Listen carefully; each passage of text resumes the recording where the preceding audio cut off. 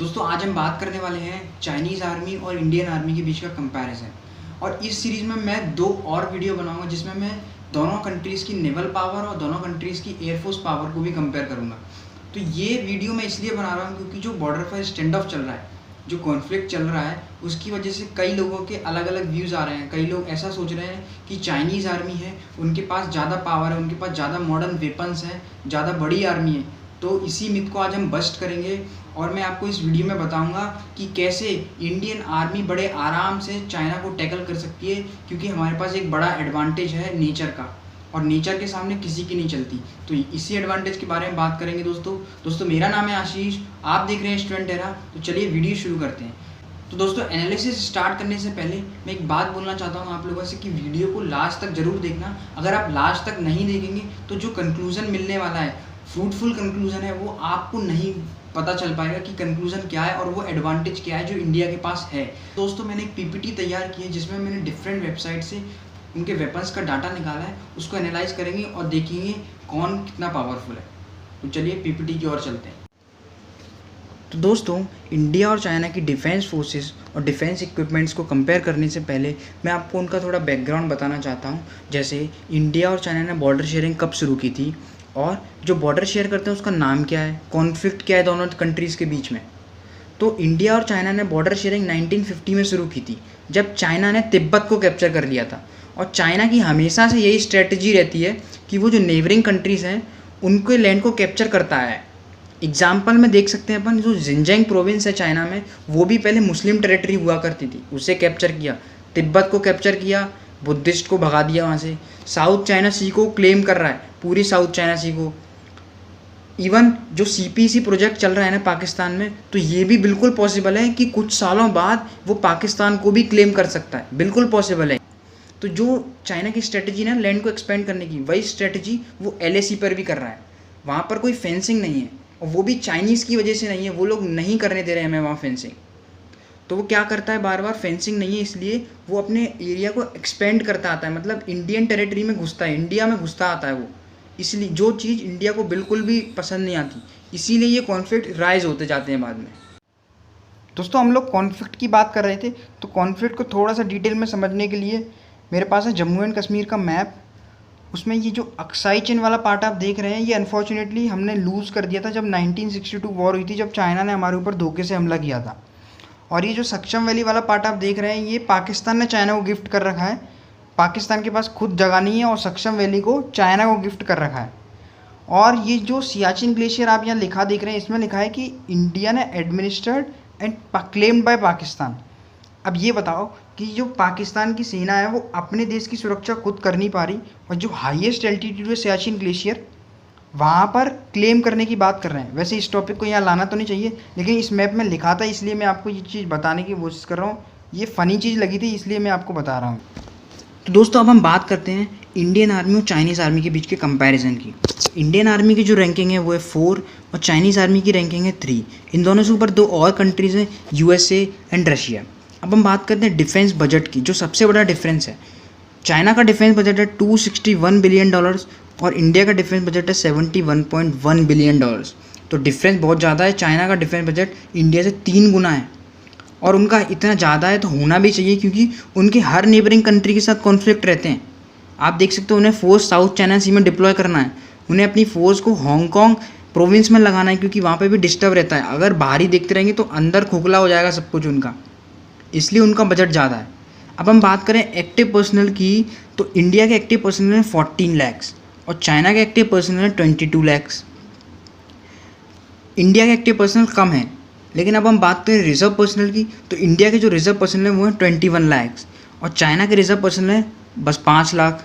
तो डिफरेंस आया ना, टोटल हुए 35 लाख एंड 27 लाख। तो डिफरेंस यहाँ देख सकते हैं अपन। और इंडिया के पास एनसीसी भी है। अगर कंडीशन वर्स्ट होती है तो एनसीसी एटलीस्ट पीस में इंडियन आर्मी के इंफ्रास्ट्रक्चर को सेफली प्रोटेक्ट कर सकती है, सिक्योरिटी दे सकती है, और जो वहाँ पर ट्रेन पर्सनल लगे हुए हैं वो बॉर्डर पर जा सकते हैं, हेल्प कर सकते हैं वहाँ पर।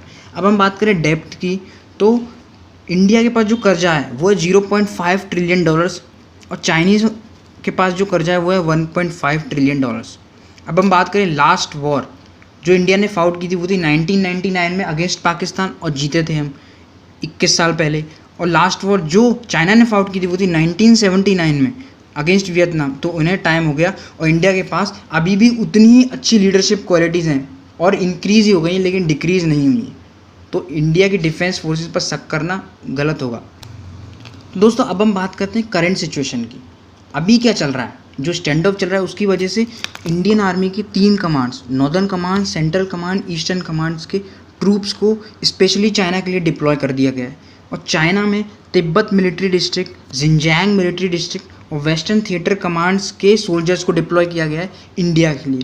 तो अगर आप इन सबको कैलकुलेट करेंगे तो चाइनीज़ आर्मी के डिप्लॉयड सोल्जर और इंडियन आर्मी के डिप्लॉयड सोल्जर में कोई ज़्यादा फ़र्क नहीं है। और वैसे भी अगर थोड़ा बहुत फ़र्क आ भी जाता है तो इंडियन आर्मी का एक सोल्जर जो खेत में काम करके आता है, हट्टा कट्टा होता है, वो चाइनीज़ आर्मी के 2-3 सोल्जर के तो वैसे ही बराबर है। तो शक करने की ज़रूरत नहीं है इंडियन आर्मी के सोल्जर्स पे। They are very talented, they are very powerful. तो दोस्तों अब हम बात करते हैं आर्मी वेपन्स की। तो इंडियन आर्मी के पास जो टैंक हैं वो है 4200 और चाइनीज़ आर्मी के पास जो टैंक है वो है 34,000 से 35,000। अब इंडियन आर्मी के पास जो टैंक है उसमें है T90, one of the finest tank in the world है ये। इसकी खास बात ये है कि अगर एक बार इसने टारगेट को एम कर लिया तो बेशक ये पत्थरों की वजह से डिस्टर्ब हो जाए लेकिन इसका टारगेट मिस नहीं होता। इंडिया के पास जो आर्मर्ड व्हीकल्स है वो है 8600 और चाइना के पास जो आर्मर्ड व्हीकल्स है वो 33,000। इंडिया के पास जो सेल्फ आर्टिलरी है वो है 235 और चाइना के पास जो सेल्फ आर्टिलरी है 3800। अब ये इन तीनों में आपको डिफरेंस बहुत लग रहा होगा। अब ये बात करें इनका यूज़ ज़्यादा क्यों नहीं आएगा यहाँ, क्योंकि यहाँ पर इंडिया को नेचर का एक बहुत बड़ा एडवांटेज है, वो है तिब्बत प्लेटू। तिब्बत प्लेटू की हाइट है 4500 मीटर्स। अब तुम टैंक को, आर्मर्ड व्हीकल्स को, सेल्फ आर्टिलरी को 4500 व्हीकल चढ़ा के कैसे ला सकते हो बॉर्डर के इस पार? लड़ने के लिए ला ही नहीं सकते। और जो वहाँ की टेरेन है, जहाँ पर स्टैंड ऑफ चल रहा है, वहाँ की जो टेरेन है वो भी बहुत पत्थर वाली है। वहाँ पर टैंक, आर्मर्ड व्हीकल्स ये सब चल ही नहीं सकते, पॉसिबल ही नहीं है वहाँ पर इनको यूज़ करना। तो वहाँ पर जो चीज़ काम आने वाली है वो है फील्ड आर्टिलरी। फील्ड आर्टिलरी में हम बात करें हमारे पास है M777 होविट्ज़र गन। सेल्फ आर्टिलरी में हम बात करें तो हमारे पास है K9 वज्र, K9 थंडर, ये सब अच्छे अच्छे आर्टिलरी है हमारे पास। तो अब ये बात करते हैं फील्ड आर्टिलरी। तो फील्ड आर्टिलरी इंडिया के पास है 4060 और चाइना के पास 3500 से 3600। ये होती तोप, इनको हम लिफ्ट कर सकते हैं और इंडिया के पास ये ज़्यादा भी हैं। और लिफ्ट करने के लिए इंडिया ने एक चाल भी चली थी, इंडिया के पास है चिनूक हेलीकॉप्टर, जिनमें आगे और पीछे दोनों जगह ब्लेड होती हैं। तो वो फील्ड आर्टिलरी को लिफ्ट करके ला सकते हैं उस जगह पर और हम इनको यूज़ कर सकते हैं। अब जो चाइना है उनको लिफ्ट करने के लिए तिब्बत के ऊपर से लाना पड़ेगा, तो वो थोड़ा मुश्किल है। अब बात करते हैं हम मल्टीपल रॉकेट लॉन्चर की। ये भी उस जगह यूज़फुल है। इसमें हम डिसएडवांटेज में हैं क्योंकि ये हमारे पास सिर्फ 266 हैं और चाइना के पास 2600 से 2700। और 266 में हमारे पास है Pinaka multi barrel rocket launcher, जो बहुत ही फाइनेस्ट रॉकेट लॉन्चर है। तो ये तो बात थी आर्मी वेपन्स की। अब मैं आपको कुछ पिक्चर्स दिखाता हूँ, क्योंकि कई बार स्टूडेंट्स को प्रॉब्लम होती है सेल्फ आर्टिलरी, टैंक, इनको डिफ्रेंशिएट करने में। तो हम उन पिक्चर से इन टैंक्स को डिफ्रेंशिएट करेंगे। दोस्तों पिक्चर्स की बात करें तो ये है हमारे पास टैंक। ये बहुत हैवी होता है, इसे लिफ्ट करना तो बहुत ही मुश्किल है और ये पत्थर वाली जगह में चलाना बहुत ज़्यादा मुश्किल है। ये है आर्मर्ड व्हीकल्स, इसमें आर्म्स और एम्यूनिशन कैरी करते हैं और इनकी खास बात ये है कि ये बुलेट प्रूफ होती हैं। ये 9 mm की गोली तक झेल सकती हैं। और ये है हमारे पास फील्ड आर्टिलरी, जो कि वहाँ पर कारगर साबित होंगी। इनको चिनूक हेलीकॉप्टर से लिफ्ट करके वहाँ पर लाया जा सकता है और इनको टॉवेड गन भी बोलते हैं। इनको लिफ्ट करके वहाँ लाया जा सकता है टॉवेड गन को, और इन्हें वहाँ पर एफिशिएंटली यूज़ किया जाता है, जो इंडिया के पास ज़्यादा हैं। ये भी वही है फील्ड आर्टिलरी। ये है हमारे पास सेल्फ आर्टिलरी। ये टैंक से हल्की होती हैं लेकिन ये भी वहाँ पर यूज़ नहीं की जा सकती। अब ये जो चीज़ है ये हमारे लिए डिसएडवांटेज में जा रहे हैं, क्योंकि ये हमारे पास रॉकेट लॉन्चर है वो कम है। तो अगर कम है तो कोई बात नहीं, लेकिन प्रॉपर प्लानिंग से हम टैकल कर सकते हैं उनको। तो एक चीज़ मैं आपको और बताना चाहूँगा जो इंडिया के लिए एडवांटेज साबित होने वाली है, वो है इंडियन ओशियन रीजन। अब चाइना की जो मेजर इकोनॉमी का हिस्सा है वो है ट्रेड, और चाइना सब कुछ छोड़ देगा लेकिन ट्रेड नहीं छोड़ सकता।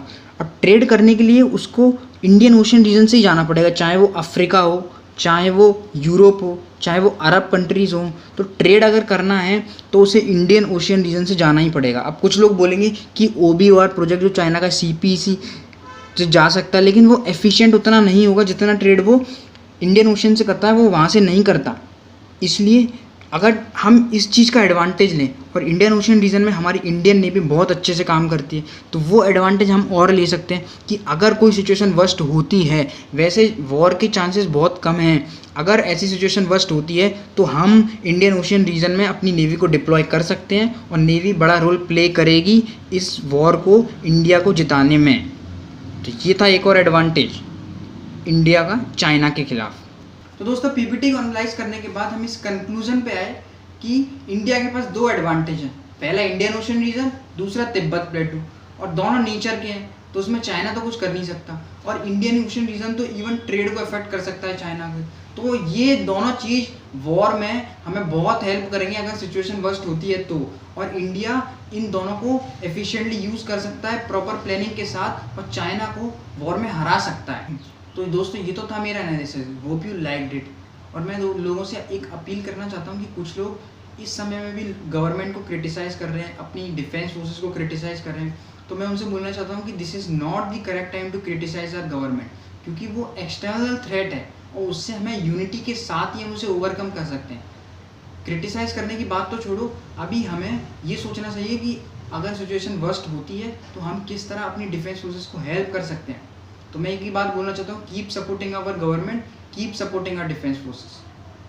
तो दोस्तों अगर आपको वीडियो अच्छा लगा है तो लाइक कर देना और शेयर कर देना और लोगों तक, जिससे उनके मन से भी ये निकल सके कि चाइना हमसे ज़्यादा पावरफुल है और हम उसे आराम से टैकल कर सकते हैं, और अगर वॉर की सिचुएशन आती है तो हम उसे हरा भी सकते हैं। और सब्सक्राइब कर देना अगर आपको मेरी एंकरिंग और एनालिसिस अच्छी लगी हो। जय हिंद दोस्तों, वंदे मातरम।